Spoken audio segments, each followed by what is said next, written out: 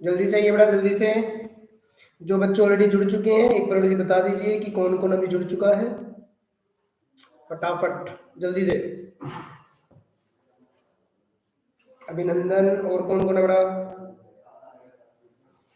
इसके अलावा और कौन कौन बैठा है इस टाइम पे लाइव में?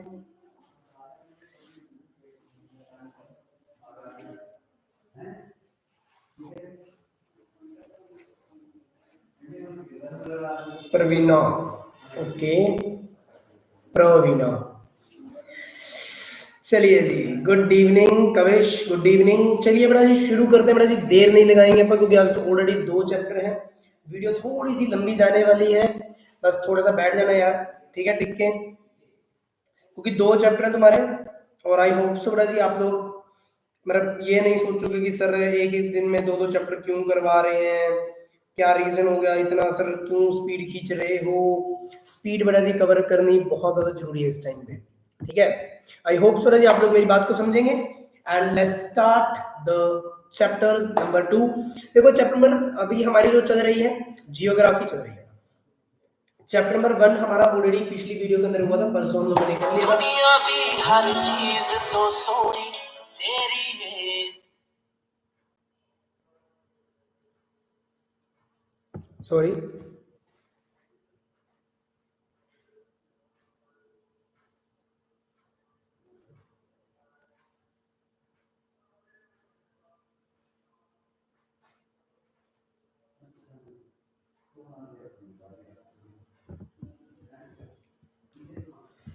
ठीक है बेटा। चलिए तो सिंपल समझिए। नवी गुड इवनिंग बेटा। चलो चलो हम लोग बेटा जी क्या करते हैं, हम लोग देखो शुरू करते हैं। गुड राम राम भाई, राम राम जी। चलिए भाई देखो सिंपल समझना, बेनिफिट मतलब सिंपल समझे। यहाँ पर हम लोगों ने आज जो चैप्टर नंबर 2 शुरू करना है, ठीक है, वो है हमारा forest and wildlife resources.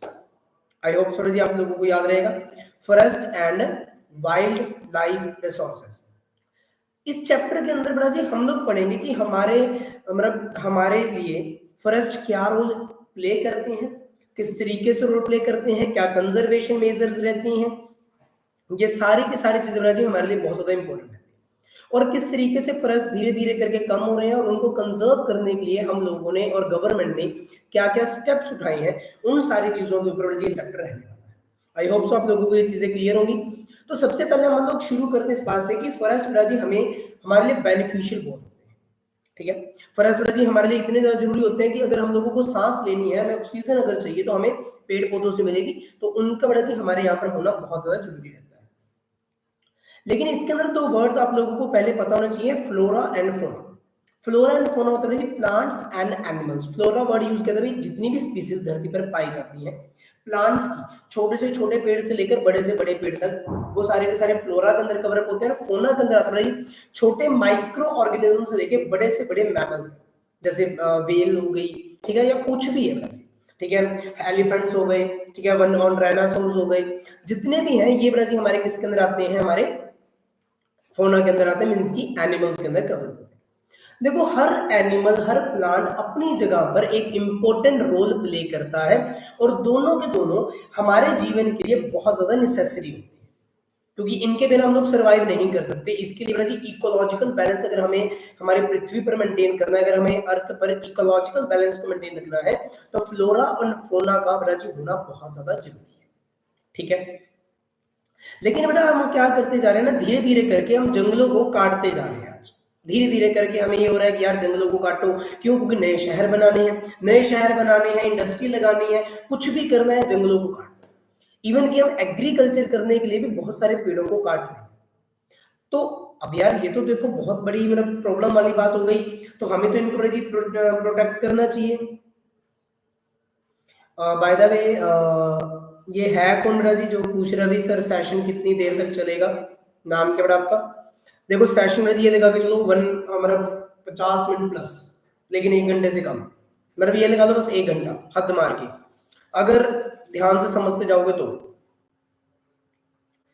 Ayush Patel, okay बेटा जी, फ्रॉम विच स्कूल बेटा? और रतिया से ही हो? आई होप सो रतिया सी हो गए। ओके, तो चलिए भाई सिंपल भाषा में आप लोग मेरी बात को समझिए। अब मैं यहाँ पर बोल क्या रहा हूँ, देखो देखो जंगलों को जी, जंगल हमारे लिए बहुत ज्यादा जरूरी होते हैं, फ्लोरा एंड फोना का हमारे लिए बहुत ज्यादा होना जरूरी है। इकोलॉजिकल बैलेंस को अगर मेंटेन करना है उसके लिए भी हमारे लिए फॉरेस्ट जरूरी है। इसका क्या हुआ कि हमारे लिए सबसे पहले हमें जंगलों को, फ्लोरा एंड फोना को कंजर्व करना जरूरी है। कंजर्वेशन होता है किसी चीज को बचाना। तो लेकिन बचाना क्यों जरूरी है? सबसे पहली बात, इकोलॉजिकल डाइवर्सिटी को मेंटेन करने के लिए, लाइफ सपोर्ट सिस्टम को मेंटेन करने के लिए। दूसरी चीज बड़ा जी, प्लांट्स और एनिमल की हर स्पीसीज हमारे लिए बड़ा जी इंपॉर्टेंट होती है। हम ये नहीं कह सकते कि यार सर एक चीज से काम चल जाएगा, सर दूसरी चीज से काम चल जाएगा, नहीं, हर एक चीज हमारे लिए इंपॉर्टेंट रोल प्ले करती है, ठीक है। लेकिन आखिरकार कंजर्वेशन के लिए, मींस की फॉरेस्ट के कंजर्वेशन के लिए, जंगलों को बचाने के लिए, जंगली जानवरों को बचाने के लिए सरकार ने क्या क्या रोल प्ले किए हैं बड़ा जी, तो उस गवर्नमेंट ने क्या क्या स्टेप्स लिए? सबसे पहले सरकार ने एक बड़ा जी एक्ट बनाया था जिसका नाम था वाइल्ड लाइफ प्रोटेक्शन एक्ट। आई होप सो आप लोगों को याद होगा। वाइल्ड लाइफ प्रोटेक्शन एक्ट बड़ा जी बनाया गया था 1975 के अंदर। याद रखना बड़ा जी, 1975 के अंदर एक एक्ट बनाया जाता है जिसके अंदर बहुत सारे जीव जंतुओं को बचाने के लिए एक मुहिम चलाई गई थी कि हम क्या करेंगे, जो भी स्पीसीज हैं जो एक्सटेंट होने की कगार पे हैं या जिनकी हंटिंग ज्यादा की जा रही है, हम उनको प्रोटेक्ट करेंगे। इंडिया ने बहुत सारी प्रजातियों को, बहुत सारे जानवरों को प्रोटेक्टेड लिस्ट में डाला, प्रोटेक्टेड स्पीसीज के अंदर डाला कि भाई हम इनको प्रोटेक्ट करेंगे।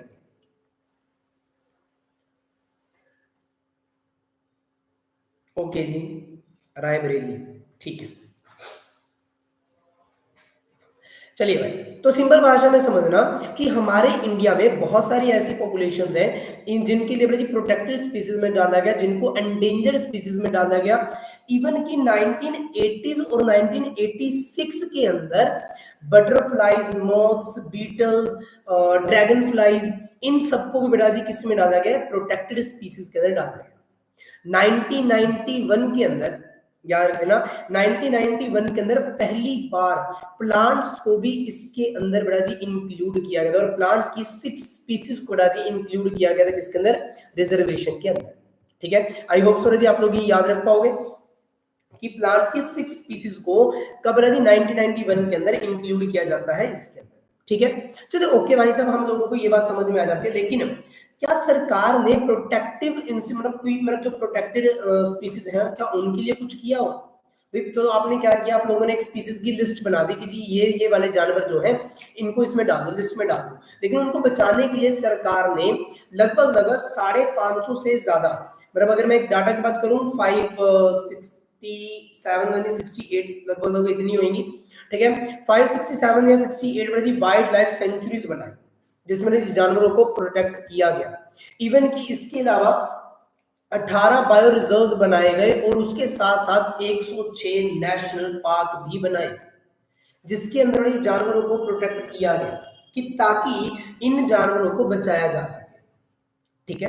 प्रोटेक्टिव लिस्ट बेटा जी सिंपल समझना, इसके अंदर 106 नेशनल पार्क, 18 बायो रिजर्व्स बनाए गए और इसके अलावा 167 या 367 के लगभग बड़ा जी, सॉरी 567 के लगभग बड़ा जी क्या बनाई गई थी? वाइल्ड लाइफ सेंचुरीज भी बनाई गई, ठीक है। आई होप सो जी आप लोगों को यहाँ पर ये बात क्लियर होगी कि 3 तरीके से चीजें बनाई गई हैं, बायो रिजर्व्स बनाए गए हैं, वाइल्ड लाइफ सेंचुरीज बनाई गई है, नेशनल पार्क बनाए गए। अब सरकार ने मेनली जो प्रोग्राम चलाए, मतलब कुछ जानवरों को प्रोटेक्ट करने के लिए, जो उनको पता था कि यार ये तो खत्म होने ही वाले हैं, उनको प्रोटेक्ट करने के लिए उन लोगों ने कुछ प्रोग्राम्स चलाए। जैसे टाइगर्स को बचाने के लिए प्रोजेक्ट टाइगर चलाया, ठीक है। इसके अलावा जी एक प्रोजेक्ट राइनो चला जिसमें जी राइनोस को प्रोटेक्ट किया गया था, ठीक है। मींस कि इस तरीके के उन्होंने बहुत सारे प्रोग्राम्स को लॉन्च किया ताकि वो लोग गवर्नमेंट को, मतलब गवर्नमेंट क्या कर सके, ज्यादा से ज्यादा जानवरों को बचा सके, ठीक है। आई होप सो यहाँ पर आप लोगों की इतनी सी बात क्लियर होगी। इसके बाद जी हमारा आता है वो पॉइंट जहां पर हम लोगों को एक इंपॉर्टेंट क्वेश्चन पता चलेगा, that is for the project tiger. देखो हम लोगों को पेपर के अंदर भी ये एक्सप्लेन करने को आ सकता है, हमें पता होना चाहिए कि प्रोजेक्ट टाइगर है क्या, ठीक है। तो प्रोजेक्ट टाइगर बेटा जी एक सरकार के द्वारा टाइगर्स को कंजर्व करने के लिए एक प्रोग्राम चलाया गया, क्योंकि पहले बेटा जी क्या होता था, टाइगर की पॉपुलेशन बहुत ज्यादा होती थी, लेकिन फिर धीरे धीरे करके बेटा जी कम होने लगी, धीरे धीरे करके बेटा जी कम होने लगी। क्यों? एक बेटा जी टाइगर जो है वो एक बहुत ज्यादा इंपॉर्टेंट स्पीसीज है, ठीक है। और ये धीरे धीरे करके अगर आप पिछले मतलब 80-90 सालों को देखोगे, 100 सालों को देखोगे, तो टाइगर्स की पॉपुलेशन बहुत ज्यादा डिक्रीज होती हुई है। लेकिन क्यों हुई भाई कम? रीजन क्या है कम होने के पीछे का? सबसे देखो पहला मेन रीजन मेरा जी क्या था कम होने का, वो था मेरा जी कि लोग ना इनका यूज मतलब ट्रेड प्रैक्टिसेस के लिए करने लगे थे, मतलब ट्रेड के लिए उनकी मेरा जी जानवरों की खाल बेची जाती थी, ठीक है। इवन कि दूसरा लोग ना जी शिकार करते थे मतलब टाइगर्स का पुराने टाइम में। आपको भी पता होगा, आप लोगों ने बहुत बार सुना होगा कि कोई राजा महाराजा क्या करने भाई शिकार पर जा रहे हैं, क्या मार के लाए जी? आज चीता मार के ले आए, आज हम लोग शेर मार के ले आए, आज हम टाइगर मार के ले आए। तो ये सारे बेटा जी बहुत सारे रीजंस हैं, और इसके साथ साथ एक पॉपुलेशन भी बढ़ती जा रही है। जैसे जैसे ह्यूमन पॉपुलेशन बढ़ती जा रही है तो वो जानवरों का शिकार कर रही है, जानवरों को कैसे भी करके मार रही है। तो ये एक बहुत बड़ी प्रॉब्लम है जो हमारे इंडिया में या किसी भी जगह पर फेस की जा रही है। तो जिसके से हम ये कह सकते हैं कि टाइगर की पॉपुलेशन कम हो रही है, जिसकी वजह से सरकार ने 1973 के अंदर, याद रखना, प्रोजेक्ट टाइगर को जी लॉन्च किया था। याद रखना 1973 के अंदर जी प्रोग्राम लॉन्च किया गया था। कौन सा जी? Project tiger. अब बहुत सारे बड़ा जी प्रोजेक्ट्स चलाए गए हैं। देखो मतलब कि कहां कहां पर टाइगर रिजर्व्स बनाए गए, मेनली जो टाइगर रिजर्व बनाए गए हैं, मैं आप लोगों को नाम बता रहा हूं सारे के सारे, जहां पर भी टाइगर रिजर्व्स बनाए गए हैं। सबसे पहले बड़ी सरिस्का वाइल्ड लाइफ सेंचुरी, ठीक है, सरिस्का वाइल्ड लाइफ सेंचुरी जो कि राजस्थान में है। दूसरा बड़ा जी हमारा परियार टाइगर रिजर्व जो कि केरला में है। तीसरा बड़ा जी कॉर्बेट नेशनल पार्क जो कि उत्तराखंड में है, ठीक है, ये तीसरा था बड़ा जी आपका, ठीक है। सरिस्का, पेरियार, कॉर्बेट, मानस, मानस वाला जी अपना असम के अंदर है, ठीक है। और एक है सुंदरबन, सुंदरबन नेशनल पार्क जो कि बड़ा जी देखो सुंदरबन डेल्टा के नाम से आप लोगों को पता होगा कि वहां पर जी बंगाल टाइगर पाया जाता है, ठीक है। तो सुंदरबन नेशनल पार्क जी वहां पर बनाया गया है, ठीक है। आई होप सो बड़ा जी आप लोगों को ये चीजें समझ में आ गई होगी कि कौन से रिजर्व्स हैं, कौन से नेशनल पार्क हैं। ये याद रख लेना, ये मैंने आपको मेनली मतलब 5 बताए हैं। सबसे पहले हम लोगों ने डिस्कस किया सरिस्का, फिर हम लोगों ने किया पेरियार, फिर हम लोगों ने किया मानस, फिर हम लोगों ने किया कॉर्बेट, और फिर हमने किया जी कौन सा बड़ा जी हमारा सुंदरबन। ये 5 बड़ा जी हम लोगों को मेन बताए जाते हैं जो टाइगर रिजर्व जहां पर बनाए गए, टाइगर नेशनल पार्क्स बनाए गए। इसके बाद बड़ा जी हमारा आता है जंगल कितने टाइप के होते हैं। मेनली जो फॉरेस्ट होते हैं वो मेनली कितने टाइप के होते हैं? तो अगर आप लोग सिंपल भाषा में कहोगे तो भाई मैं तो कहूंगा कि 3 तरह के होते हैं। सबसे पहले होता है रिजर्व्ड, दूसरे होते हैं प्रोटेक्टेड, और तीसरे होते हैं जी अनक्लास्ड। याद रखना सबसे पहले कौन से होते हमारे? रिजर्व्ड, दूसरे प्रोटेक्टेड, और तीसरे वाले हमारे पास होते हैं अनक्लास्ड, ठीक है। आई होप सो राजी। सर गवर्नमेंट इसे बैन भी तो कर सकती है। देखो बड़ा बैन पुराने टाइम में नहीं था, पुराने टाइम में ये चीजें चलती थी, बट अब बड़ा जी बैन इस टाइम पे प्रॉपर तरीके से, लेकिन लोग इलीगली तरीके से हंटिंग अभी भी करते होंगे, ठीक है। लोग जी टिकेंगे थोड़ा ना यार, आप लोग मैं हूं कोई टिकेगा थोड़ा ना, जिसको जी एक आदत पड़ चुकी हो। एक ना पंजाबी च कहंदे ने बहुत बढ़िया कहावत कहंदे जिन्हों रस्सी चपण की आदत पै जाए ना वो कदे जाती नहीं, ठीक है। तो that is the same thing है कि अगर किसी को शिकार करने की आदत है जैसे पुराने टाइम में चलता था, तो वो चीज चल रही है भाई, उनका चलता है, उनका सिस्टम वही है, ठीक है। तो आप लोग किसी से कम नहीं करवा सकते। और जितने भी लोग जिस टाइम पे वीडियो को देख रहे हैं बड़ा जी, एक वो बटन होगा तुम्हारे पास, ठीक है, तो इसको बड़ा जी जरूर दबा देना, ठीक है ना। लाइक बटन बड़ा जी देखो होना चाहिए हमेशा, ये नहीं होता कि यार लाइक को अनलाइक कर दे, अनलाइक को लाइक कर, नहीं, लाइक दबाओ यार, ठीक है ना, बहुत ज्यादा जरूरी होता है ये लाइक करना, मोटिवेशन हो तुम लोग, ठीक है ना। लाइक करो, सब्सक्राइब करो चैनल, भाई साहब आग लग जानी चाहिए बटन को, ठीक है ना। चलो भाई सबसे पहले अब तीनों टाइप के फॉरेस्ट को डिस्कस करते हैं, ठीक है। सबसे पहले हमारा आता है रिजर्व्ड फॉरेस्ट। रिजर्व फॉरेस्ट जी कौन से होते हैं? जिनको गवर्नमेंट के द्वारा ओन्ड किया जाता है। याद रखते हैं ना, देखो मैं 3-4 चीजें सिंपल सिंपल बता रहा हूं। गवर्नमेंट के द्वारा ओन किया जाएगा, ठीक है, पहली चीज।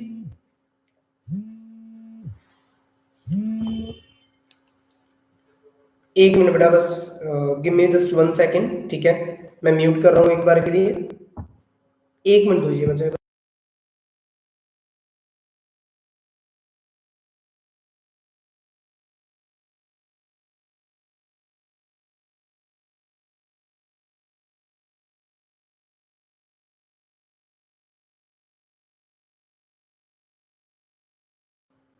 सॉरी बेटा जी, थोड़ा बुढ़िया की कॉल थी, आई कैन नॉट इग्नोर, ठीक है।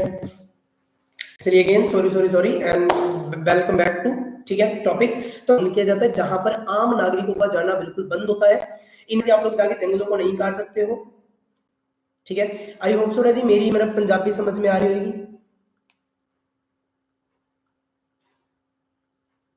कोई बात नहीं है बेटा जी, मतलब सिंपल समझो, कोई बात नहीं है, मैं हिंदी में ही पढ़ाऊंगा, ठीक है, टेंशन मत लो। ठीक है, पंजाब से बेटा जी नहीं हो, I can understand that, but I will try to be in Hindi. Okay, तो सिंपल समझिए कि ह्यूमन एक्टिविटीज यहां पर आप लोग जाके नहीं कर सकते कि आप जाके कह देंगे कि जंगल को काट लेते हैं, जाके पेड़ पौधे काट लेते हैं, जाके अपने जानवरों को चरा लेते हैं, यहाँ पर ये चीजें पॉसिबल नहीं है। ठीक है, ये मेनली आप लोगों को जम्मू कश्मीर, वेस्ट बंगाल, महाराष्ट्र इस एरिया में आपको ज्यादा देखने को मिलेंगे। कौन से फॉरेस्ट जी? Reserve forest. I hope so जी आप लोगों को यहाँ पर ये बात क्लियर होगी।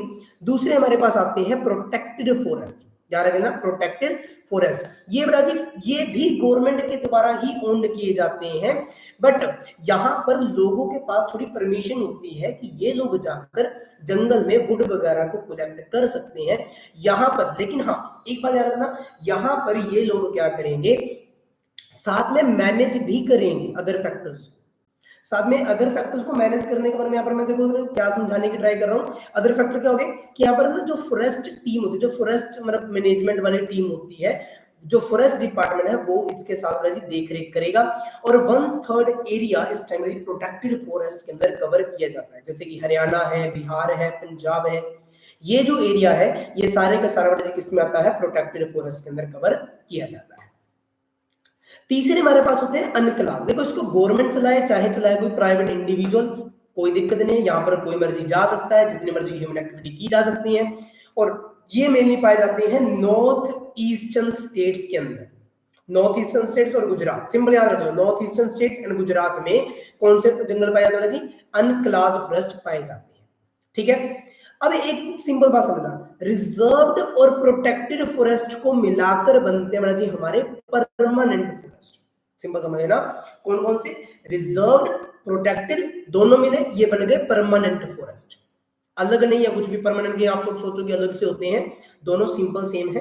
प्रोटेक्टेड और रिजर्व दोनों को मिलाओ ये बन गए परमानेंट, और ये दोनों जो परमानेंट मिलकर बने हैं, मध्य प्रदेश के अंदर सबसे ज्यादा एरिया जंगल के अंदर परमानेंट रिजर्व फॉरेस्ट का है, जो कि 75%, जो कि अपने आप में पूरे इंडिया में सबसे ज्यादा है।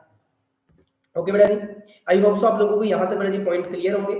इसके बाद देखो ये तो हो गया, बड़े जानने की ट्राई करते हैं कि ज्यादा से ज्यादा लोगों को इसका बेनिफिट मिल सके। तो वो बेटा जी जो बनाए गए हैं तो हम उसको वन बाय वन करके डिस्कस करेंगे। जैसे कुछ कम्युनिटीज ने कुछ स्टेप्स लिए थे, जैसे जो सरिस्का टाइगर रिजर्व है वो जी बनाया गया था वाइल्ड लाइफ प्रोटेक्शन एक्ट के तहत बनाया गया था, और यहाँ पर गांव के अंदर ना कुछ लोग माइनिंग करने के लिए आना था, मतलब उस एरिया में किसी ने माइनिंग करने के लिए आया, लोगों ने प्रोटेस्ट करना शुरू कर दिया, कहते जी हम तो 1% भी माइनिंग आप लोगों को नहीं करने देंगे। तो विलेज के जितने भी लोग थे वो सारे के सारे एक साथ हुए, उन्होंने माइनिंग एक्टिविटी को रुकवा दिया, और वहां पर उन्होंने बनाया Sariska tiger reserve.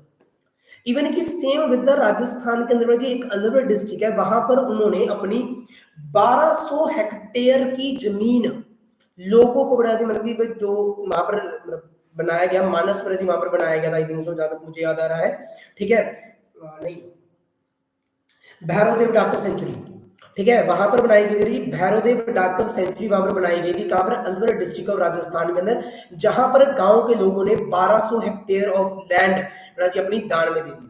Alwar district, हाँ जी, अलवर डिस्ट्रिक्ट थी, वहां पर बेटा जी क्या था जी, एक बनाया गया था भैरवदेव डाकव सेंचुरी बनाई गई थी, सोनचुरी, ठीक है ना, वहां पर स्पेलिंग इस तरीके से SONCHURI, ठीक है ना, अलवर डिस्ट्रिक्ट बेटा जी, ठीक है। आई होप सो जी आप लोगों को यहाँ पर ये पॉइंट क्लियर होगा। इसके बाद बेटा जी हमारा आया था एक बहुत इंपॉर्टेंट मूवमेंट जिसका जी क्वेश्चन बनने के चांसेस फिर से आते हैं, जो कि चिपको मूवमेंट। देखो चिपको मूवमेंट जो चलाया गया था वो मेनली हिमालयन रीजन के अंदर चलाया गया। यहाँ पर कुछ लोग आते हैं, वो लोग कहते हैं जी हमें ना जी देखो जी पेड़ काटने हैं, ठीक है ना, चिपको मूवमेंट, हाँ जी बेटा जी, ये लोग कहते हैं कि हमें ना पेड़ काटने हैं जी, हम तो पेड़ काटेंगे। तो जितने भी हिमालयन रीजन पे वहां पर जो भी लोग रहते थे तो वो पेड़ों के साथ चिपक के खड़े हो गए थे, कहते जी हम तो नहीं काटने देते पेड़, अगर आपको पेड़ काटने तो पहले हमें काट दो, फिर बेशक पेड़ों को काट लेगा। तो उन लोगों ने पेड़ों को छोड़ा नहीं, तो कहते हैं कि उनको बहुत ज्यादा मारा पीटा भी गया था, मतलब बहुत ज्यादा वहां पर मतलब थोड़ा सा हुआ था, ठीक है, ये प्रोटेस्ट हुआ, बट एट द एंड उन्होंने डिफोरेस्टेशन होने से रोक लिया और वो लोग एंड में जी जीत गए थे, ठीक है, दे विन, ठीक है ना, बहुत अच्छी बात है जी, उन लोगों ने एक लाइफ तो जी बनता है ना, तो वो लोग जीत गए। तो और छोड़ो, उन्होंने क्या किया, जो पेड़ थे वो तो पड़े ही पड़े रह गए, उन्होंने और ज्यादा पेड़ लगाने शुरू कर दिए।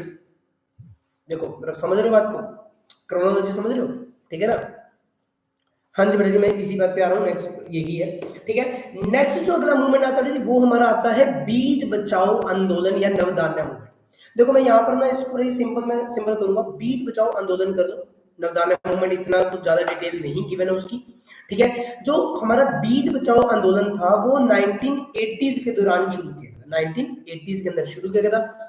इसमें ना जी मतलब जो विलेज के लोग थे ना, उन्होंने कहा कि हम ना अपनी ट्रेडिशनल नॉलेज के बेस पे अपनी खेती को करेंगे, और ये शुरू किया गया था बेटा जी उत्तराखंड के अंदर, याद रख लेना, बीज बचाओ आंदोलन शुरू किया गया था उत्तराखंड में, ठीक है बेटा, याद रह जाएगी, आई होप सो आप लोगों को याद रह जाएगी। और ये मूवमेंट बेटा जी मतलब जब शुरू किया गया था तो इसका मेन एक एम ही था कि हम लोग ट्रेडिशनल खेती को बढ़ावा देंगे, मीन्स की ट्रेडिशनल एग्रीकल्चर को हम लोग ज्यादा से ज्यादा बढ़ावा देंगे और ट्रेडिशनल सीड्स को इंपोर्ट करेंगे। जैसे अभी पता क्या होता है, हम लोग ना HYV सीड्स का यूज करते हैं, तो इन्होंने कहा कि यार मतलब जितना हो सके ना मतलब ऑर्गेनिक फार्मिंग को प्रमोट करो, एक तरह से हम लोग ये समझ सकते हैं यहाँ पर, ठीक है। आई होप सो जी आप लोगों को यहाँ पर ये पॉइंट क्लियर होगा कि बीज बचाओ आंदोलन कब शुरू किया गया था। फिर बड़ा जी बात आई बड़ा जी, फिर कहते भाई कुछ कम्युनिटीज ने मतलब सरकार के साथ मिलके एक और मूवमेंट चलाया, जो कि चलाया गया था 1988 के अंदर, और उस मूवमेंट का नाम था JFM। किसने किया था सर, कौन सा बड़ा जी, कौन सा मूवमेंट किसने किया था, थोड़ा बताओगे।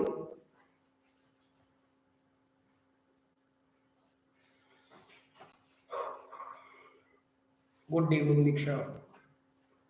जो बच्चे बेटा जी आज लाइव क्लास में लगातार बैठे रहेंगे ना, बहुत मजा आएगा। देखो बेटा, देखो अगर जहां तक बेटा एक मुझे अगर बात याद है कि बीज बचाओ आंदोलन मूवमेंट, तो बेटा जी कोई विजय नाम के पर्सन थे। देखो आई एम नॉट श्योर, ठीक है, मतलब मैं ये नहीं कह सकता हूँ कि मैं आई एम श्योर 100%, बट हाँ मुझे इतना पता है कि उनका नाम बेटा जी विजय जरूर था, ठीक है, विजय जी आप लोग कह सकते हो कि विजय पर्सन थे। तो विजय जी ने ये मूवमेंट को शुरू किया था और उत्तराखंड के अंदर इन्होंने इस मूवमेंट को शुरू किया था, ठीक है, लेट 1980s के अंदर बेटा जी किया था अप्रोक्स, ठीक है। तो आप लोग अगर इतना भी याद रख लो, it will be enough for you, ठीक है। चलिए भाई साहब, JFM 1988 के अंदर गवर्नमेंट ने और लोकल कम्युनिटीज ने मिलकर ये डिसाइड किया कि हम अब जंगलों को बचाएंगे। विजय जरधारी, ओके बेटा जी, ठीक है, थैंक यू सो मच, ठीक है, मेरे अभी देखो ध्यान में नहीं था। विजय जरधारी, इस बंदे ने बेटा जी शुरू किया था बीज बचाओ आंदोलन 1980s में उत्तराखंड के अंदर, ठीक है। चलिए बेटा जी शुरू कर रहे हैं हम लोग हमारा आगे टॉपिक इसी में, ठीक है। तो गवर्नमेंट ने बेटा जी रिस्पॉन्सिबिलिटी ली कि हम क्या करेंगे, लोकल कम्युनिटीज के साथ मिलके अब जंगलों को प्रोटेक्ट करेंगे। इसी को बोला गया ज्वाइंट फॉरेस्ट मैनेजमेंट, दोनों मिलके करेंगे। यार देखो एक बंदे से कुछ नहीं हो सकता, हम मिलके चलाएंगे। और ये जो सबसे पहली बार 1988 के अंदर चला था, ये चला था उड़ीसा में। यार रखना, ये कहां पर चला था, उड़ीसा के अंदर इस मूवमेंट को चलाया गया। आई होप सो जी यहां तक आप लोगों को पॉइंट्स क्लियर होंगे। अब आते हैं उस पॉइंट पे जो इस चैप्टर का बिल्कुल लास्ट टॉपिक है जी, वो है सेक्रेड क्रॉप्स। यार देखो हमारा इंडिया बड़ा जी ना वो कंट्री है जहां पर हम पेड़ पौधे जानवरों की हर की पूजा करते हैं, हर किसी की पूजा करते हैं। और ये ना हमारे जो पूर्वज थे उन्होंने इस वजह से नहीं किया था कि यार जंगलों के पेड़ पौधों की पूजा करनी जरूरी है, उन्होंने किया था कि यार इस तरीके से ना लोग इन पेड़ पौधों को बचा लेंगे। जैसे पीपल है, पीपल की वजह से पूजा की जाती है। अब देखो बहुत सारी चीजें ऐसी हैं जिनको वजह से जोड़ दिया जाता है। आप लोगों ने सुना होगा कि पीपल के पेड़ पे भूत रहते हैं, सुना होगा ना ये बात तो, ठीक है, सब लोग सुनते हैं कि यार पीपल के पेड़ के नीचे जाएगी तू तो चुड़ैल है, जैसे सबकी बहन चुड़ैल होएगी, ठीक है ना। तो सिंपल भाषा में यहाँ पर क्या है ना, हाँ बिल्कुल सुना होगा जी, आप तो रहती हो वहां पे, ठीक है। तो सिंपल भाषा में समझना है, यहाँ पर मैं बोलने की ट्राई क्या कर रहा हूँ। तो जिन पेड़ों को उन्होंने मतलब रिजर्व्ड में या प्रोटेक्टेड स्पीसीज में नहीं डाला, उनकी वजह से वो लोग पूजा करने लगते, यार इनको पूजा कर लो, उनकी पूजा कर लो, ये अच्छी बात होती है। जैसे केले के पेड़ की पूजा की जाती है, पीपल के पेड़ की पूजा की जाती है, और बहुत सारे पेड़ हैं जिनकी पूजा की जाती है। लेकिन अलग अलग एरिया में अलग अलग क्यों की गई है पूजा, ताकि हम उनको बचा सकें। बहुत सारे जानवरों की भी पूजा की जाती है, बहुत सारे जानवर, ठीक है। इवन की बहुत सारी मतलब रिलीजन्स में, बहुत सारे कम्युनिटीज के अंदर मैरिज में भी ब्रज लोग यूज करते हैं, ठीक है ना। तो जैसे महुआ है, ठीक है ना, महुआ बड़ा जी मेनली जो मुंडा जाति होती है, जो मतलब एक मुंडा जाति, एक संथाल जाति है, तो वो लोग बड़ा जी इनकी पूजा करते हैं। अरे गौ माता तो बड़ा हम सबकी माता है, गौ बोलो गौ माता की जय, है ना। गौ हमारी माता है, हमको कुछ नहीं आता है, ठीक है ना, वो वाला काम चल रहा है हमारा, ठीक है। इवन की बड़ा जी मैंगो की ट्री की बड़ा जी पूजा की जाती है उड़ीसा साइड पर, ठीक है, बिहार में। पीपल के ट्री की पूजा बड़ा जी हिंदू रिलीजन के अंदर बहुत ज्यादा की जाती है, ठीक है। आई होप सोड़ा जी यहाँ पर आप लोगों को इतने से पॉइंट बड़ा जी क्लियर होंगे। बहुत सारे जानवरों की पूजा भी बड़ा जी इसमें की जाती है। आई होप सो आप लोगों को ये चैप्टर अच्छे से क्लियर होगा। यहाँ पर आपका ये पहला जो सेकंड जो आपका चैप्टर था बड़ा जी वो हो जाता है क्लियर, बिल्कुल क्लियर। कोई ज्यादा डिफिकल्ट चैप्टर नहीं है बड़ा ये, ठीक है ना। डिफिकल्ट चैप्टर होता ना तो पहले मैं एक दिन में एक चैप्टर करवाता, आप लोगों को अगर मैं एक दिन में 2 करवा रहा हूँ तो इसका मतलब बड़ा जी वो चैप्टर इजी है, ठीक है। अगर बड़ा जी देखो चैप्टर सही समझ में आ रहा है, आई विल सिंपली सीज, ठीक है। जो बड़ा जी अभी इस टाइम पे रायबरेली से जो स्टूडेंट बैठा है, ठीक है, मैं उसको बड़ा जी कहूंगा कि ज्यादा से ज्यादा ट्राई करो अपने फ्रेंड्स के साथ शेयर करने का, ठीक है। वहां पर भी ये चैनल को सब्सक्राइब करवाओ बड़ा जी जितना हो सके, जितना मैक्सिमम हो सके। बिकॉज देखो मेहनत मैं कर रहा हूँ, मेहनत आप लोग कर रहे हो, ठीक है। एक दिन दोनों की मेहनत बड़ा जी रंग लाएगी, ठीक है ना। रतिया में तो बड़ा जी देखो एक सिंपल सोचो यार, मदर इंडिया के बच्चे लगा रहे हैं क्लास, डीएवी नथवान के लगा रहे हैं, डीएवी के लगा रहे हैं। अरे तुम्हारे स्कूल में सबसे ज्यादा बच्चे बैठे हैं निकम्मो, फ्रेंड्स को इतना शेयर कर दो भाई, उनको चाहे सोच लानी पड़ जाए, ठीक है ना, कि तुझे इसकी कसम, तुझे उसकी कसम। लाइक कर, चैनल को सब्सक्राइब कर, वीडियो देखा कर, पूरी की पूरी वीडियो बेशक साइड पे लगा के छोड़ दे, बेशक प्लस की क्यों ना हो, ठीक है, बोल दो कि साइड पे लगा के छोड़ दे भाई, ठीक है ना। तो ट्राई करो, ठीक है ना, एक मोटिवेशन मिलेगा कि मैं ज्यादा से ज्यादा ट्राई कर रहा हूँ, ठीक है ना। इवन कि I am trying to get the focus light, mic, हर चीज को जी मैं भी ट्राई कर रहा हूँ। मैं केवी से हूँ, ओके बेटा जी, केंद्रीय विद्यालय। सर अगर अगला सौ ते बिलीव ना करदा होया फिर, बेटा फिर की अगले दे मुंह ते चपेड़ मारो एक उल्टे हाथ दी, यही ऑप्शन बचता है हमारे पास तो फिर, ठीक है ना। यार करो यार, ठीक है, मजा इसी में है, ठीक है। देखो एक सिंपल सी बात, एक ना पता नहीं किसी मूवी का डायलॉग था कि ऐसे जिंदगी जियो कि भाई साहब जब एंड पे जाए ना तो ये फील ना हो कि यार ये रह गया। तो मरने से पहले मर मत जाना, लाइफ एंजॉय करो, स्टडी को एंजॉय करो, और स्टडी को बर्डन मान के मत करो। सबसे बड़ी चीज ये होती है। ये मतलब देखो मेरा बहुत सारे टीचर्स आपको भी ये बात बोलेंगे, देखो एक छोटी सी बीच में मोटिवेशन की एक बात बोल रहा हूँ। बहुत सारे टीचर्स ना आपको एक बात बोलेंगे कि यार ये कर ले, रेडी लगा लेगा तू, ये करेगा वो करेगा। देखो एक मजाक होता है, एक होता है सरकाज़म, ठीक है। एक आपको कोई सीरियस में बोल रहा है बेटा तू तो ऐसे ही करेगा, तू तो रेडी ही लगाने लायक है, तू पढ़ नहीं सकता। मैं आपको एक चीज बोलूं, अगर मेरे टीचर ने अगर मुझे ये बात बोली होती और इवन की बोली भी थी, ठीक है, तभी शायद आई थिंक मैं यहाँ तक सीमित रह गया, वरना कैपेबिलिटी बहुत थी। बट मेरा मानना क्या है, तुम लोग पता है क्या सोच के पढ़ो कि यार आगे लाइफ के मजे लेने हैं ना, तो आज वो बेस क्रिएट करना है, उस बेस के लिए पढ़ना पड़ेगा, अपने आप को रेडी करना पड़ेगा। लाइफ को एंजॉय करना है तो भाई स्टडी एक वो बेस है जो आपको आगे जाके मजे करवा सकती है। पैसा कमाना है, पैसा भाई साहब स्टडी से आएगा, तो स्टडी अब करो। पॉजिटिव थिंकिंग लाओ यार अपने अंदर, जितनी पॉजिटिव ला सकते हो, जितना ज्यादा पॉजिटिव हो सकता है हो जाओ भाई, ठीक है ना। तो भाई मैं बार बार कह रहा हूँ मजे में पढ़ो यार, चिल मार के, ठीक है ना। ऐसा नहीं है कि टेंशन ले लेके हाय हाय हाय हाय, ये हाय हाय करते रह जाओ बेटा जी, जिंदगी से देखो होना राखी है सबने, आपने भी मैंने भी, सबने होना है। तो ट्राई ये करो ना कि यार नहीं यार, कि हम लोग मैक्सिमम ट्राई करेंगे अपने आप को बेटर बनाने की, ठीक है। आई होप सो जी आप लोगों को मेरी ये बात पसंद आई होगी। तो अगर ये बात पसंद आ गई हो तो दोस्तों को शेयर कर देना, ठीक है। शुरू करते हैं हमारा चैप्टर नंबर 3, जिसका जी नाम है वाटर रिसोर्सेज। भाई इजी चैप्टर, बिल्कुल इजी, और मिनटों मिनट खत्म करेंगे, आपको कोई ज्यादा टाइम नहीं लगाएंगे इसमें, ठीक है ना। कोई ज्यादा टाइम नहीं है, 20 मिनट का चैप्टर है। अगर अपन स्पीड पे चले तो करें स्पीड पे कवर, बोलो शंकर भगवान की जय। तो let's start the chapter water resource. देखो भाई, वाटर तुम्हारे लिए भी जरूरी है, मेरे लिए भी जरूरी है, पानी तो चाहिए ना बेटा जी, है ना। तो क्योंकि और ऊपर से सबसे बड़ी बात, आज ब्लू है, पानी पानी पानी, तो पानी का बेटा जी रंग क्या होता है आप सबको पता है ना। तो ओके बेटा, ये सोने का मेडल मुझे दे के चाहिए, ठीक है, घर पे रियल सोने का, कम से कम 10 तोले का होना चाहिए। चलो भाई, मजाक की बात छोड़ते हुए, तो देखो वाटर बेटा जी आप लोगों के लिए जरूरी है, मेरे लिए भी जरूरी है, मतलब कि अगर हम कहें water is the basis of our life, हम खाने के बिना सर्वाइव कर सकते हैं, पानी के बिना नहीं। लेकिन प्रॉब्लम ये बेटा जी, दी धरती बिना पानी बहुत कम है यार, ठीक है ना। पानी कितने परसेंट है, अगर मैं यकीन मान के कहूँ तो बेटा जी पीने लायक जो डायरेक्ट वाटर सोर्स है वो सिर्फ 1% है, सिर्फ 1%। बाकी सारा पानी का है ओशियंस में, देखो पानी बहुत है बट प्रॉब्लम ये है कि वो पीने लायक नहीं है। ज्यादातर पानी में हमारा 97% of water is just in the ocean and the seize.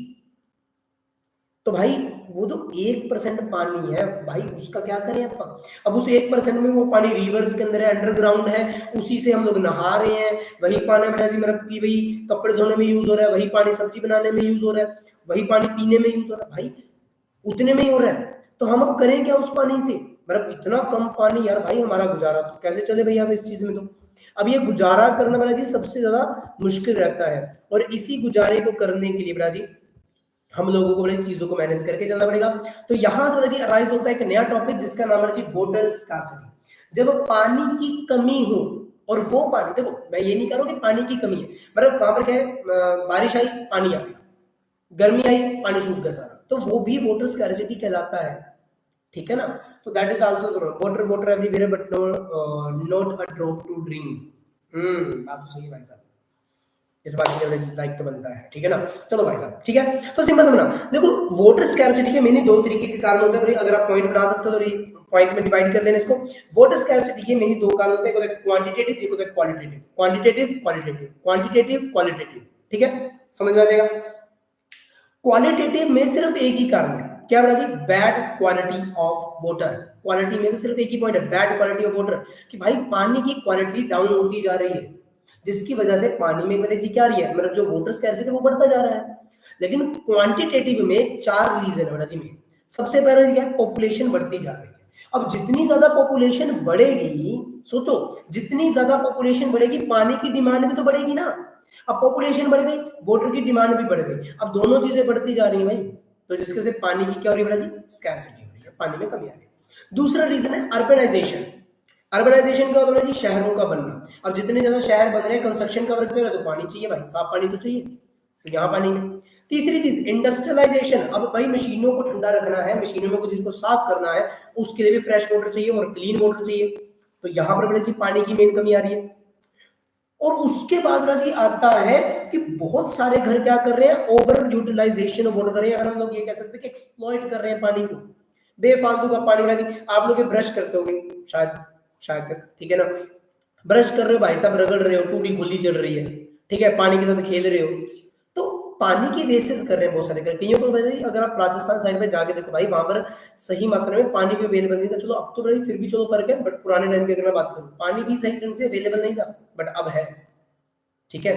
But हाँ कई जगहों पर आज भी पानी की वजह से साफ पानी की कमी है, ठीक है, तो that is a major problem. तो यहाँ पर क्वांटिटेटिव और क्वालिटेटिव दो कमियां हैं। इस चीज को बचाने के लिए सरकार ने एक प्रोग्राम चलाया था, जो आपकी इस बार की बुक में नया कंसेप्ट ऐड किया गया, जल जीवन मिशन, JJM, ठीक है, याद रखना JJM, ये कंसेप्ट जी सरकार के द्वारा बड़ा जी शुरू किया गया, ठीक है ना। इसका ये मेन एम क्या था कि अगर हमने लाइफ क्वालिटी को बेटर करना है रूरल एरियाज में, तो उन लोगों को सेफ ड्रिंकिंग वाटर प्रोवाइड करना पड़ेगा, मीन की जो क्लीन वाटर है, क्लीन ड्रिंकिंग वाटर है, वो हमें प्रोवाइड करना पड़ेगा। ये मेन एम था किसका, जल जीवन मिशन का। इसका मेन एम ये था जी कि हर पर्सन को हम क्या करेंगे, 55 लीटर पानी अवेलेबल करवाएंगे। याद रखना जल जीवन मिशन में मेन क्या था कि 55 litres of water everyday provide करेंगे हम लोग रेगुलर बेसिस पर, और हर हाउस के पास प्रॉपर तरीके से पाइपों के जरिए पाइप्ड वाटर पहुंचेगा, जिसको हम बोल देते हैं कि भैया टंकी लगी होगी, मतलब कि वो आपको बोल देते हैं ना कि यार क्या बोलते हैं, वाटर बॉक्स, ठीक है, वाटर बॉक्स, जिसको हम पंजाबी में वाटर बॉक्स बोल देते हैं ना। हाँ जी बेटा जी, पर पर्सन 55 लीटर, ठीक है ना, सिर्फ 55 लीटर यार, मुझे लगता है इधर तो तुम लोग वेस्ट कर देते हो एक बार में, ठीक है ना, 55 लीटर पानी कितने की होता है यार, ठीक है। तो जल जीवन मिशन में यही था कि लाइफ अगर क्वालिटी को बेटर करना है तो हमें रूरल एरिया में पानी को प्रोवाइड करना पड़ेगा। और पानी को प्रोवाइड कैसे किया गया, 55 लीटर पर पर्सन, और हर हाउस होल्ड में पाइप के जरिए पानी को पहुंचाया जाएगा। आई होप सो जी आप लोगों को यहाँ पर ये पॉइंट क्लियर होगा। जल जीवन मिशन इस बार ये नया टॉपिक ऐड किया गया था, तो आप लोगों को पता होना चाहिए, ठीक है। चलिए भाई, अब आते हैं प्रॉब्लम्स। भाई देखो, प्रॉब्लम्स बहुत सारी आ रही है, किसकी वजह से भाई, वाटर स्कैर्सिटी की वजह से बहुत सारी प्रॉब्लम्स आ रही है। पानी की कमी कैसे, क्या क्या, जैसे सबसे पहले बात, बीमारियां लग रही है भाई, सिंपल है ना, बीमारियां लग रही है। दूसरा, फूड सिक्योरिटी नहीं बची लोगों में, मतलब फूड की अवेलेबिलिटी नहीं हो पा रही है। और उसके साथ साथ इकोलॉजिकल क्राइसिस हो रहे हैं भाई, इकोलॉजिकल प्रॉब्लम बहुत सारी आ रही है हमें, ठीक है। तो ये भी चीज का एक प्रॉब्लम है। चलो यार, तुम्हें ये भी पता चल गया कि यार मतलब बहुत सारी प्रॉब्लम्स आ रही है, लेकिन उसके लिए भाई फिर किया गया है उसके लिए। तो उसके लिए मेरा जी बहुत सारे ना, मेरा जी मेरा पुराने टाइम से लेके आज तक मेरे बहुत सारे काम किए गए हैं। तो वो कौन कौन से, सबसे पहले तैयार किए गए हाइड्रोलिक स्ट्रक्चर्स तैयार किए, क्या रखना, हाइड्रोलिक स्ट्रक्चर तैयार किए गए, जिसका मतलब ये होता है कि एक वो चीज प्रोवाइड करना जिसके जरिए आप वाटर को एक एरिया में स्टोर कर सकते हो, ठीक है।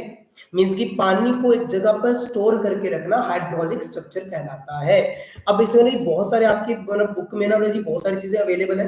जैसे मेरा जी मतलब कि यहाँ पर आप लोगों को जी डैम्स बनवाए गए थे, इरिगेशन वर्क किया गया, आर्टिफिशियल लेक तैयार की गई थी भोपाल के अंदर, ठीक है। इवन कि जी हौज खास जो कि दिल्ली में है, वहां पर टैंक तैयार करवाया गया था, ठीक है। मतलब ऐसे बहुत सारी चीजें प्रोवाइड की थी। और फर्स्ट सेंचुरी के अंदर तो इवन की जी एक हार्वेस्टिंग सिस्टम भी, सोफिस्टिकेटेड रिवर वाटर सिस्टम को जी बनाया गया था, वाटर हार्वेस्टिंग सिस्टम को बनाया गया सोफिस्टिकेटेड, ठीक है। और 14th सेंचुरी के अंदर हौज खास दिल्ली के अंदर ये टैंक बनाया गया था। 11th सेंचुरी के अंदर लार्जेस्ट लेक, आर्टिफिशियल लेक बनाई गई थी। तो ये सारे हाइड्रोलिक स्ट्रक्चर के एग्जाम्पल। लेकिन इन सब में ना एक चीज बड़ा जी बहुत ज्यादा कॉमन चल रही है, जिसका नाम है जी डैम। मौर्य एम्पायर टाइम पे, हाँ जी बेटा देखो मैं वही चीज कह रहा हूं कि इसमें से आप लोग एक बात समझना कि बहुत सारे बनाए गए हैं। और ये आपकी एनसीईआरटी बुक के ना मतलब अगर आप पेज को पलटोगे वहां पर ऊपर मिल जाएंगे। अगर नई बुक्स में मतलब अगर आप लोग देखोगे तो आई थिंक सो नीचे देखने को मिल जाएगा, वहां पर ये सारे लिखे हुए हैं कि फर्स्ट सेंचुरी में कौन सा बना है, 10th सेंचुरी में कौन सा, 14th सेंचुरी में कौन सा। तो वहां से आप लोग इनको एक एक नंबर के अकॉर्डिंग याद रखना, ठीक है, एक एक नंबर के अकॉर्डिंग। बट मेनली मेरा जो देखो मैंने आप लोगों को इंपॉर्टेंट बताया है, भोपाल वाला बताया है, आर्टिफिशियल लेक वाला, हौज खास टैंक बनाया गया था, और फर्स्ट सेंचुरी में जो मेरा जी बनाया गया था श्रीरंगापुरम के अंदर, ठीक है। तो ये तीन मेरा जी मेन याद रखने होते हैं आपको, क्योंकि एक एक नंबर में इनके आने के चांसेस बहुत ज्यादा है, ठीक है। अब आगे आता है टॉपिक आता है आपका डैम या मल्टीपर्पज प्रोजेक्ट। देखो ये टॉपिक मेरा जी ये अब ये लगा रहा है 10 मिनट का टॉपिक बचा बस, ठीक है। 10 मिनट बाद जी हमारा चैप्टर जी खत्म कर दूंगा फॉर श्योर, ठीक है ना। बस 10 मिनट कंटिन्यूअसली अच्छे से सुन लो, ठीक है। एज आई ऑलरेडी सेड कि जी कि भाई मैं 50 मिनट में ट्राई करूंगा खत्म करने की, तो 50 मिनट जी I will try right now, okay. तो बेटा जी डैम होते क्या, देखो डैम बेटा जी क्या है ना, देखो आपको पता है कि एक नदी जहां से भी चलेगी ना एट द एंड उसने जाना कहां पर है, ओशन में जाना है, सी के अंदर जाना है। तो अगर उसका रास्ते में अगर मैं पानी रोक के उसका यूज कर लूं तो वो ज्यादा बेटर ऑप्शन नहीं है। तो डैम क्या है, एक बैरियर का काम करता है, एक रिवर जो नेचुरल फ्लो है रिवर का। अगर मैं सिंपल बात करूं, यहां से एक रिवर जा रही है, हमें पता है कि भाई ये जाके आगे ओशन में मिलनी है। तो अगर मैं क्या करूं, अगर इसको मैं यहीं पर ही रोक लूं इस रिवर को, अगर मैं बीच में उस रिवर को अगर मैं रोक लेता हूं, तो यहां पर बेटा जी मेरे लिए काम इजी क्या हो जाएगा कि यहां से मैं इस वाटर को चैनलाइज कर सकता हूं किसी भी दिशा में। देखो जाएगा वो एंड पे वहीं पर ही पानी, बट एरियाज में डिवाइड कर दूंगा मैं उस पानी को। इसी चीज को हम लोग डैम बोलते हैं। तो डैम जी क्या करता है कि नेचुरल फ्लो को रोक के उसके पानी का यूज करने के लिए जो हम स्ट्रक्चर तैयार करते हैं, जो हम बैरियर तैयार करते हैं, उसे हम डैम्स बोलते हैं। आई होप सो जी आप लोगों को डैम पता चल गया। देखो डैम मेनली तीन तरह के होते हैं, ये एक एक नंबर के अंदर जी आप लोगों के लिए इंपॉर्टेंट चीजें हैं। डैम तीन तरह के कौन होते हैं, सबसे ज्यादा टिम्बर डैम जो लकड़ी से तैयार किया जाता है, याद रखना टिम्बर डैम जो लकड़ी से तैयार की जाती है, ठीक है, याद रह जाएगा ना, आई होप सो। दूसरे होते हैं हमारे पास एम्बैंकमेंट डैम, एम्बैंकमेंट डैम। सबसे पहले कौन से टिम्बर जो लकड़ी के होते हैं, एम्बैंकमेंट जो सोयल रॉक वगैरह कुछ भी यूज करके जो बनाए जाते हैं। और तीसरे होते हैं जो हमारे लिए सबसे जरूरी होते हैं, वो होते हैं मेसनरी। जो कि जी कंक्रीट वगैरह पत्थर, बड़े बड़े पत्थरों का यूज करके, सीमेंट का यूज करके, ठीक है, सरिया गाटर यूज करके जो बनाए जाते हैं बड़े जी वो होते हैं मैसनरी। तीन होते हैं बड़ा जी, याद रख लेना, टी ई एम, ठीक है। देखो डैम बड़ा जी कितने तरह के हैं बड़ा जी, तीन तरह के हैं। तीन तरह क्या है, T E M, timber, embankment और मैसनरी, ठीक है। आई होप सो जी आप लोगों को ये तरीका थोड़ा सा याद रह जाएगा। डैम, टेम, टेम होता है बड़ा जी, ठीक है, टेम, टी ई एम, टेम। मैट भी कर सकते हो जिसको मैट, याद रखने का तरीका होना चाहिए ना बस। मैसनरी, एम्बैंकमेंट और टिम्बर। टिम्बर जो लकड़ी से बने हो, एम्बैंकमेंट बड़ा जी वो वाले जो सोयल या रॉक्स वगैरह का यूज करके बनते हैं, और मैसनरी वो जो कंक्रीट वगैरह का यूज करके बनते हैं, तो उसे हम मैसनरी बोलते हैं। आई होप सर जी आप लोगों को यहाँ पर जी ये टॉपिक क्लियर हुआ होगा कि डैम जो जी क्या होते हैं।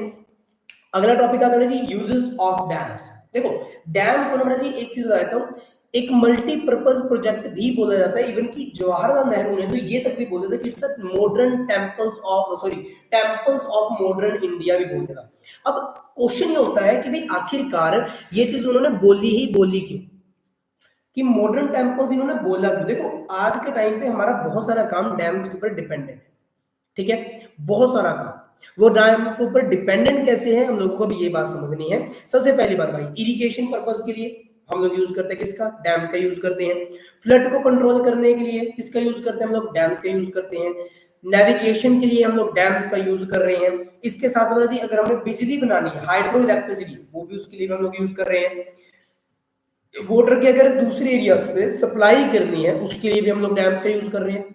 तो भाई एक चीज के लिए यूज नहीं हो रहा, डैम बहुत सारे पर्पस के लिए यूज हो रहा है, तो इस वजह से इसको मल्टीपर्पज प्रोजेक्ट भी बोला जाता है, ठीक है। आई होप सो आप लोगों को ये चीज देखो अगर ये फायदे हैं, जिस चीज के फायदे होते हैं ना तो नुकसान भी जरूर है। अगर फायदे हैं तो नुकसान भी है, तो वो नुकसान बड़ा जी क्या क्या है। सबसे पहली बड़ा जी प्रॉब्लम बड़ा जी क्या आती है हमारे सामने, कि जब आप डैम बनाओगे तो वो रिवर के नेचुरल फ्लो को रोक देता है। दूसरा, फ्लड आने का भी खतरा बढ़ जाता है। कैसे, अब जब एक जगह पर आप डैम बना दिया, अगर यहाँ पर डैम बन गया तो सोचो यहाँ पर जो रिवर के साथ मिट्टी आनी थी, ठीक है, वो तो यहाँ पर रुक गई। अब वो भरता जाएगा भरता जाएगा भरता जाएगा, मिट्टी भर जाएगी, तो जिसकी वजह से कई बार बड़ा जी डैम्स टूट भी जाते हैं, क्योंकि ओवर पानी इकट्ठा हो जाता है वहां पर, ठीक है। कई बार डैम्स टूट जाते हैं, मतलब हरियाणा पंजाब में इस पर आपको पता था कि पिछले साल बाढ़ भी आगे गई है। वो यही एक मेन रीजन था कि सारा डैम का पानी एक साथ छोड़ दिया गया था, ठीक है। इरिगेशन के बड़ा जी मतलब लोग क्या करते हैं ना, इरिगेशन जब ज्यादा पानी मिलने लग जाता है तो वो क्रॉप्स उगाना शुरू कर देते हैं जो ज्यादा पानी वाली होती है, ठीक है, जिनको ज्यादा पानी चाहिए होता है। तो इससे बड़ी भूमि की जो उपजाऊ शक्ति है वो भी खत्म हो रही है भाई, ठीक है। और बड़ा जी क्या है, सेडिमेंटेशन का एक्सेस होता है, जो अभी मैंने बड़ी पॉइंट आपको बड़ा बताया है कि भाई मिट्टी बहुत ज्यादा इकट्ठी हो जाती है, ठीक है। तो बहुत सारे जानवरों का बड़ा जी मतलब की जो एक नेचुरल प्रोसेस होती है, जो जिन्होंने वहां तक पहुंचना होता है, अपने एरिया तक पहुंचना होता है, वो उनके बीच में रुकावट बन जाती है, ठीक है। और भूकंप आने का खतरा बहुत ज्यादा बढ़ जाता है, क्योंकि डैम जो है जी क्या करते हैं, धरती के ऊपर एक भार बढ़ा देते हैं, तो इसकी वजह से मतलब आने का मतलब जो भूकंप आने का, अर्थक्वेक्स आने के चांसेस भी थोड़े से ज्यादा हो जाते हैं, ठीक है। आई होप सो जी आप लोगों को ये कुछ पॉइंट, देखो मैं सारे सारे पॉइंट्स नहीं बता रहा हूं आप लोगों को, मैं बता रहा हूं बिल्कुल लिमिटेड कंटेंट, ठीक है, जो आप लोग अगर लिख दोगे पेपर के अंदर आप लोगों के लिए इनफ कंटेंट होगा, ठीक है। अब आता है बिल्कुल लास्ट टॉपिक जी, जिसका नाम है जी रेन वाटर हार्वेस्टिंग। अब देखो चलो, डैम तो भाई हर जगह पर, देखो एक बात समझना, डैम बनाने के ना लोग विरोध में बहुत होते हैं, बहुत सारे मूवमेंट भी चलाए गए, जैसे सरदार सरोवर डैम के ऊपर चलाया गया था गुजरात के अंदर, ठीक है, कि लोग कहते जी हमें तो रास्ते से उठाया जा रहा है, कहते क्यों उठा रहे हैं हमें, तो ये तो बात गलत है ना, कि भाई आप हमें कह रहे हो कि अपने घर बार त्याग दो, क्यों, क्योंकि हम जो रिच लोग हैं वो चाहते हैं कि उनके पास पानी जल्दी पहुंचे। ये तो बात देखो गलत है ना यार, हर सेंस में ये बात गलत जा रही है, ठीक है। तो इसी वजह से उनका ये टारगेट था कि ज्यादा से ज्यादा लोग जी क्या कर पाए, इजीली चीजों को ज्वाइन कर पाए, ठीक है। तो इसी वजह से डैम के लोग विरोध में जाते हैं। तो भाई अगर डैम नहीं बनाना तो उसके बदले में ऐसा क्या करूं जिसके से मेरा पानी इकट्ठा हो जाए, तो उसका जो ऑप्शन निकल गया है रेन वाटर हार्वेस्टिंग, कि बारिश के पानी को जी क्या कर लो, इकट्ठा कर लो। सिंपल तरीके ना भाई, बारिश के पानी को क्या कर लो, कलेक्ट कर लो। लेकिन करना कैसे कैसे होता है, अगर आप हिली रीजन्स के अंदर जाओगे तो वहां पर जी आपको मिलेंगे गूल्स या पूल्स देखने को मिलेंगे, याद रख लेना, हिली एरियाज के अंदर मेनली आप लोगों को गुल्स या फिर कूल्स मिलेंगे देखने को। ये बेटा जी मेनली वेस्टर्न हिमालयस रीजन के अंदर देखने को मिलती है। ठीक है, अगर आप बेटा जी हमारे राजस्थान जैसे एरिया में आओगे, वहां पर आपको मिलेगी roof top rain water harvesting. Roof top mean की जो घर की छत होती है बेटा जी, उसको थोड़ा सा स्लाइडिंग बनाया जाएगा, उसके जरिए एक पाइप को कनेक्ट कर देंगे और धरती के मतलब नीचे पानी इकट्ठा होता रहेगा। तो ये बेटा जी एक तरीका होता है पानी को इकट्ठा करने का, roof top rain water harvesting, ये एक तरीका बेटा जी। ठीक है, राजस्थान साइड पर। उसके बाद अगर आप बंगाल साइड पर अगर आप जाओगे, वहां पर बेटा जी अलग वे से बेटा जी इकट्ठा किया जाएगा। वहां पर आई थिंक सो इनुडेशन बोलते हैं उसको। ठीक है, inundation channels of rainwater harvesting. ठीक है, तो ये एक तरीका होता है जहां पर वो लोग पानी को इकट्ठा कर लेते हैं घरों के नीचे और ऊपर घर बना लेते हैं ताकि वो घर भी ठंडे रहें। ठीक है, ये भी एक तरीका होता है। अगर आप जाओगे ना जी सूखे एरिया में, बिल्कुल मतलब जहां पर डेजर्ट वाला एरिया होता है थोड़ा सा, मतलब कि जहां पर एग्रीकल्चर भी कर सके वो लोग, वो क्या करते हैं जमीन के अंदर ना खड्डे बना देते हैं, खड्डे। अब आप सोचोगे कि यार ये खड्डे क्यों बना रहा है भाई बंदा। ठीक है, खड्डे बनाने का रीजन होता है कि जब बारिश आएगी उन खड्डों के अंदर पानी इकट्ठा हो जाएगा। वैसे भी तो उस पानी ने बह ही जाना था ना, वो खड्डे बना बना के पूरी जमीन के ऊपर खड्डे तैयार कर देंगे बड़े बड़े। अब वो खड्डों के जरिए वो पानी नीचे जाता रहेगा जमीन के अंदर। अब पानी जमीन के अंदर जाता रहेगा जाता रहेगा जाता रहेगा। अब चलो पानी तो जा रहा है यार, इट्स गुड। लेकिन वो क्या कर रहे हैं ना कि जब अगली बार हम लोग इसके ऊपर एग्रीकल्चर करेंगे तो हमारे लिए काम करने का जो देखा कि वो जो सोइल को हम मतलब जिस सोइल के ऊपर हम लोग जो भी एग्रीकल्चर करेंगे, जो भी हम खेती करेंगे, वो नीचे वाले पानी को ऑब्जर्व कर लेगी। तो ये भी एक तरीका होता है एग्रीकल्चर करने का। ठीक है, आई होप सो जी आप लोगों को ये पॉइंट क्लियर होगा। अब एक क्वेश्चन मेरा आप लोगों से, देखो अभी इस टाइम पे 9-10 बच्चे ब्रजी बैठे हैं। ऐसी इंडिया की फर्स्ट स्टेट जिसने Braji rain water harvesting compulsory कर दी है, और अगर कोई घर नहीं करता तो उसको ये सजा देने का प्रावधान भी दिया गया है। तो बताइए भाई ऐसी कौन सी स्टेट है जिसने 100% रेन वाटर हार्वेस्टिंग करनी कंपलसरी किया है? लो भाई साहब आंसर आ भी गए थे तो यार, तमिलनाडु। बिल्कुल सही जवाब है बेटा जी, तमिलनाडु एकमात्र इंडिया का वो स्टेट बन चुका है जिसने रेन वाटर हार्वेस्टिंग करनी कंपलसरी कर। बिल्कुल सही बेटा यूवी अभिनंदन, बिल्कुल सही बेटा जी, तमिलनाडु बिल्कुल सही बेटा जी, कश्यप। ठीक है, बिल्कुल सही बेटा जी, बिल्कुल सही जवाब बेटा जी आप लोगों का, वेरी गुड बेटा जी। मतलब अच्छा लगा सबके आंसर बेटा जी आने का। ठीक है, अब आता है इसका बिल्कुल एक लास्ट टॉपिक बेटा जी, एक मतलब आपके बिल्कुल लास्ट पेज पर आपको ये टॉपिक देखने को मिलेगा, bamboo drip irrigation system. Last है बेटा जी, देखो आगे ना देखो भाई 50 मिनट की देखो वाली बात है। ओके बेटा कोई बात नहीं, चलो एटलीस्ट बुक खोल के बैठे हो बट एटलीस्ट पढ़ रहे हो, ये सबसे बड़ी बात है। ठीक है, तो चलिए अभी अगर अपन बात को वापस से हम सिंपल बात को समझते हैं, हमारे पास क्या है बैम्बो ड्रिप इरिगेशन सिस्टम होता है बेटा जी। देखो बहुत पुराना सिस्टम है भाई, कम से कम भी 200 साल पुराना तरीका है कि बैम्बूज को जोड़ जोड़ के आपके खेत तक पानी पहुंचाने का काम किया जाता है। ठीक है, इसमें ज्यादा पानी तो नहीं आ पाता। ठीक है, बट हाँ जो रेन वाटर यार फालतू में वेस्ट ही जाना है उसको राजी वो लोग चैनलाइज कर देते हैं अपने खेतों की तरफ, या मतलब कोई भी अपने घर के पास वाली कोई चीज बना लेते हैं, उसके अंदर पानी को इकट्ठा कर देते हैं। वही पानी उनके बाद में पीने के भी काम में आता है, खेती के काम में आता है, कपड़े धोने के काम में आ रहा है। ठीक है, तो ये बड़ा जी एक तरीका होता है उनका। ठीक है, पानी को कलेक्ट करने का बैम्बो ड्रिप इरिगेशन सिस्टम, और ये बड़ा जी इंडिया के मेनली नॉर्थ ईस्टर्न स्टेट्स के अंदर ये तरीका देखने को फॉलो किया जाता है। ओके, आई होप सो जी आप लोगों को ना यहाँ पर ये आपका पूरे का पूरा चैप्टर हो जाता है खत्म। आई होप सो आप लोगों को ना जी मजा आया होगा ये 2 चैप्टर खत्म करने में। अब इसके बाद ना जी एक चीज आया, अब आएगा इसके बाद देखो कल को लोहड़ी है। ठीक है, तो कल को ना जी देखो मुझे पता है सारे लोग लोहड़ी पे बैठे होंगे, तो तब बड़ा जी आप लोग मेरा लाइव सेशन नहीं ज्वाइन करोगे। ठीक है, योजना जो ऐड हुई है जी मेन देखो ऐड हुई है जल जीवन मिशन। ठीक है, जो आप लोगों को मेनली करनी है। ठीक है, जो न्यू टॉपिक्स में मतलब जो मुझे लगा है कि इम्पोर्टेंट है। ठीक है, इसके अलावा कोई भी अगर योजना ऐड हुई है तो जो नए टॉपिक्स हैं जी मैं आपको बता दूंगा जब एग्रीकल्चर चैप्टर में आप लोगों को करवाऊंगा। हाँ कल बेटा जी मैं आप लोगों की क्लास नहीं ले रहा हूँ। ठीक है, थोड़ा क्यों, क्योंकि मेनली बेटा सारे के सारे बच्चे आप लोग लोहड़ी पे बैठे होंगे तो कोई फायदा नहीं है। तब हाँ आप एक काम कर सकते हो, अगर कल को किसी का भी पढ़ने का मन हो, ठीक है, तो ये सर हमें तो स्टडी करनी है, प्ले लिस्ट में एक बनाई है most important questions of geography and economics civics सारी, वो आप लोग देख लेना। आप लोगों के बहुत ज्यादा काम में आएगी वो वीडियो, ठीक है। वहां से आप लोग देख सकते हो, आप लोग सिविक्स को, इको को रिवाइज कर सकते हो, जियो के पिछले तीनों चैप्टर को रिवाइज कर सकते हो।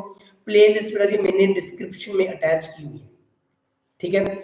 आई होप सो जी आप लोगों को मजा आया होगा। अगर समझ में आया है तो अपने फ्रेंड्स के साथ जरूर शेयर करना, नहीं समझ में आया तो बताना कि बेटा जी कहां पर क्या कमी है। थैंक यू सो मच इतने टाइम तक जुड़े रहने के लिए। मिलेंगे बेटा जी एक छोटे से ब्रेक के बाद। टाटा बाय बाय अलविदा, थैंक यू सो मच, और चैनल को सब्सक्राइब जरूर करना। हाँ जी बेटा जी, कल को तभी स्कूल में छुट्टी है बेटा जी, तो happy Lohri in advance to every person. तो जुड़े रहना बेटा, ठीक है, चैनल के साथ एंड तक बेटा जी। आपके नंबर 90 प्लस याद रखना, टारगेट ये नहीं है 90 प्लस नहीं, 95 प्लस लाएंगे, मजे मजे में लाएंगे। ओके बेटा, थैंक यू बेटा जी, वेलकम, ठीक है, मेंशन नोट बेटा जी, बाय बाय।